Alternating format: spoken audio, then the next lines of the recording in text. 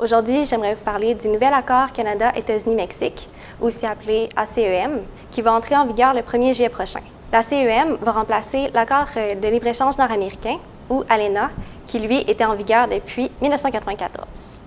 Donc, l'ACEM va reconduire plusieurs éléments qui se retrouveraient déjà à l'ALENA, qui étaient très importants pour le Québec, dont la conservation de notre accès privilégié au marché nord-américain, ce qui veut dire que tous les produits qui étaient déjà exportés auparavant grâce à l'ALENA sans tarif douanier, eh bien, vont pouvoir continuer de bénéficier de cet avantage sous l'ACEM.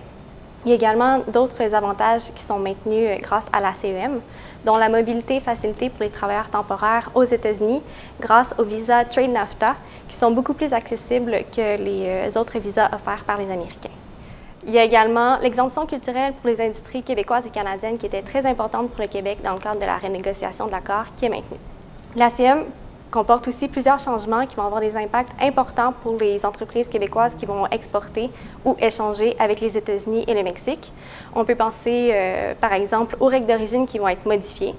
Les règles d'origine, en fait, c'est des règles qui vont pouvoir permettre à certains produits de bénéficier d'une élimination des tarifs douaniers. Donc, par exemple, plusieurs secteurs vont être touchés, comme le secteur du transport terrestre, des produits chimiques, dont certains médicaments, des textiles et des vêtements, mais également de la fibre et des instruments d'optique. Donc, il est très important de vérifier si les produits peuvent toujours se qualifier sous les règles d'origine qui sont modifiées, ou même de voir si de nouveaux produits pourront maintenant être qualifiés grâce aux nouvelles règles d'origine. La certification d'origine aussi se voit modifiée grâce à ce nouvel accord.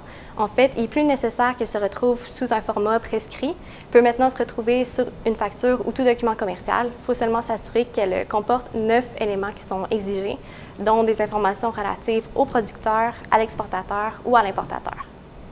D'autres modifications aussi se retrouvent à la CEM, notamment concernant les marchés publics, la propriété intellectuelle, l'accès au marché canadien des produits soumis à la gestion de l'offre, le seuil de minimis, le recours entre État et investisseurs. Puis finalement, la CEM comporte aussi d'autres modifications intéressantes qui reflètent davantage les réalités du 21e siècle. On peut penser notamment à la protection de l'environnement, au droit du travail, au commerce numérique et à la lutte contre la corruption.